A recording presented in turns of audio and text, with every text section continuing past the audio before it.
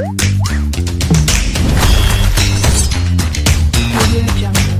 عليكم ورحمة الله وبركاته. اللهم صل وسلم وبارك على سيدنا محمد وعلى آله وصحبه أجمعين.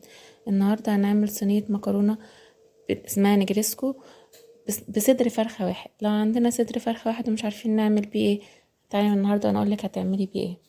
عندنا صدر فرخة واحد اهوت زي ما انتوا شايفين معانا، هنقطعه شرايح كأننا بنعمل شاورما، كأننا بنقطع فراخ للشاورما قطع صغيرة. هنقطعه شرايح طويلة وبعدين نقطعها قطع صغيرة زي ما انتوا شايفين معانا كده. انا قلت حبيت اوريكم عشان اللي مش عارف يقطع ازاي، حبيت اوريكم معايا تقطعوها ازاي. نقطعها شرايح كده، نقطعها قطع زي ما انتوا شايفين معانا كده. اسهل طريقة للنجرسكو وبصدر فرخة واحد ومش هيكلفنا كتير، وهنعمل صينية كبيرة وكويسة تأكل عيلة.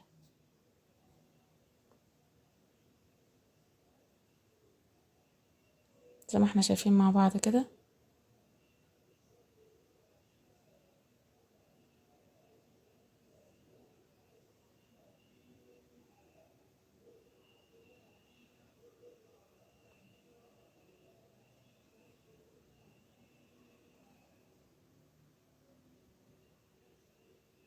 ياريت ما ننساش اللايك والاشتراك في القناة.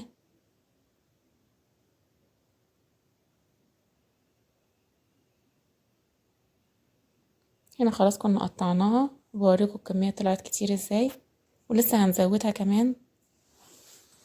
هنا هنتبلها ونركنها على جنب ساعة كده او من بالليل زي ما احنا عايزين. معانا زبادي او لبن رايب، ده كان معايا معلقتين لبن رايب ومعلقة مستردة والبهارات ملح وفلفل اسمر وبهارات فراخ وبابريكا. هنحط اللبن الرايب او الزبادي او شوية لبن وعليهم خل لو مش متواجد ولا لبن رايب ولا زبادي، وهنحط معلقة المستردة، وهنحط البهارات توم باودر وبصل باودر وملح وفلفل اسمر وبهارات فراخ. الملح مش هنحط دلوقتي، الملح هنحطه عند التسوية. هنقلبهم كويس قوي، هنقلب كل المقادير مع بعضيها زي ما احنا شايفين كده. بعدين هحط عليها الفراخ واسيبها في المنقوعة في الخليط ده ساعة، قبلها بساعتين من بالليل. والخليط ده ينفع يتعمل بيه شاورما، نفس المقادير دي ونفس التتبيلة نتبلها لشاورما الفراخ، تبقى طعمها جميل جدا.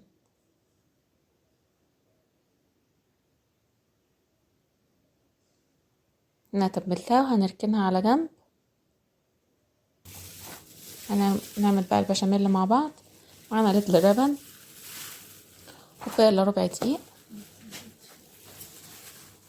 ربع كوباية سمنة عشان انا هعمله على البارد مش هيبقى قد السمنة قد الدقيق.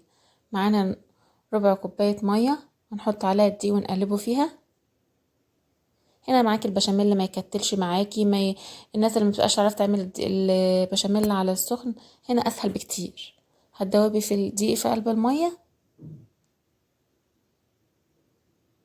زي ما انتم شايفين كده.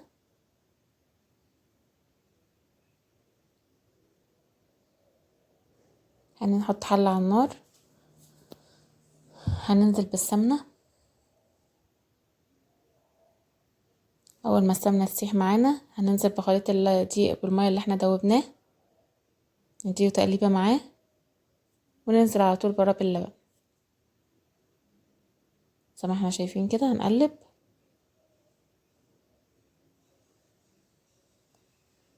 ننزل باللبن على طول عشان ما يكتلش معانا.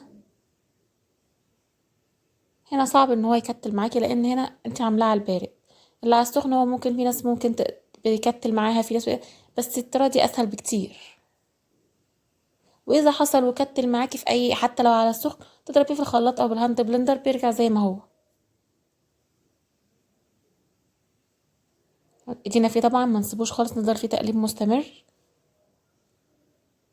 لو ورانا حاجه ممكن يعني تقليبه ونشوف حاجه ورانا، بس يا ريت الافضل ان نكون زي ما انتم شايفين كده بنقلب فيه على طول.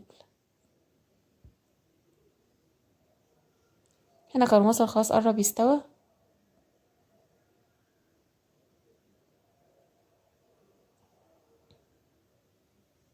اوريكم ان هو مش مكتل معانا. هنا حسيت ان هو سايب سنه، فقمت جايه حاطه معلقه دي ودوبتها في شويه ميه وتقلت بيه تاني. يعني عادي، ما لو ان هو سايب منك تقل منك تقدري تظبطي، تقل منك هتزودي شويه لبن او شويه ميه، ولو سايب منك هتزودي شويه معلقه دي وعلى شويه ميه في ايدينا يعني. هنا هحط شويه ملح، شويه فلفل اسمر، بشره جوز الطيب بتديها طعم حلو قوي ونكهه حلوه،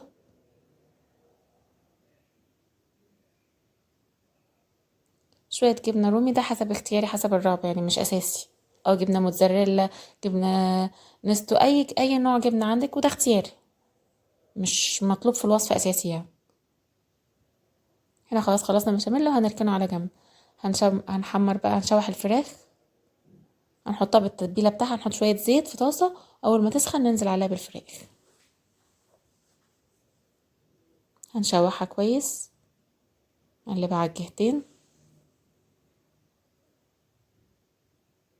بقولك نفس الطريقه دي اللي انا بعملها دي تنفع شاورما بس من غير ما تدخليها في صينيه مكرونه او اي حاجه. هنغطيها لحد ما تشرب شويه، ننزل عليها بالبصل والفلفل، ده هيزود معانا الكميه وبيديها طعم حلو. هنغطيه لحد، شوف هنا دبل، هنا حطينا الملح وانا ما كنتش حاطين ملح خالص. كده بقت جاهزه معايا. هنعمل بقى المكرونه، هنحط البشاميل في ارضيه الصينيه، هنغطي الصينيه كلها بالبشاميل والجناب عشان ما تلزقش معانا. كده بوريكم كده انا خلاص عملتها. هننزل بنص المكرونه، طبعا دي مكرونه مسلوقه. هنحط طبقه بشاميل كمان على نص المكرونه،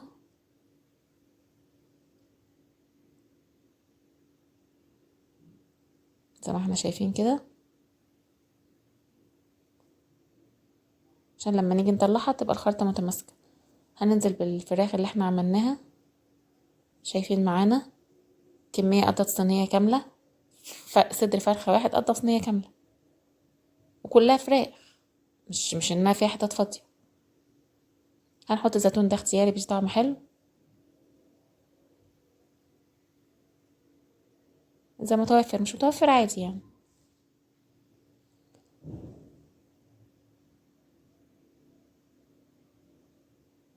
هنحط نص التاني من المكرونه،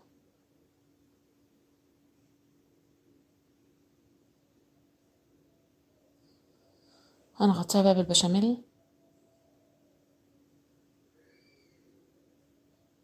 زي ما احنا شايفين هنا. طبعا نبقى مسخنين الفرن، وهنحط على الشبكة اللي في النص على درجة حرارة 200 220 أو فوق بعد المتوسط بشوية. هنسيبها لمدة ساعة، نص ساعة حسب ما وشها يحمر. إذا ممكن لو انت الفرن عندك حامي ممكن هنا هنحط هنرش رشة جبنة رومي، دي اختياري بس بتدي طعم ولون حلو، عشان أنا مش بحط بيض على البشاميل، دي بتديها طعم ولون حلو.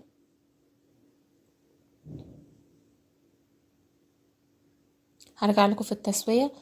هنا التسوية هي تبقى احمرت حسب الرغبة بقى، لو الفرن حامي ممكن توطي من تحت وتطفي من تحت لو هي استوت من تحت تشغلي الشواية، لو كل الفرن مظبوط بيعملها من فوق ومن تحت خلاص كده تمام. بوريكم هي جوسي من جوه. هنا كانت سخنة طبعا مش عارفة اطلعها لانها هتتفرفت مني، لما تبرد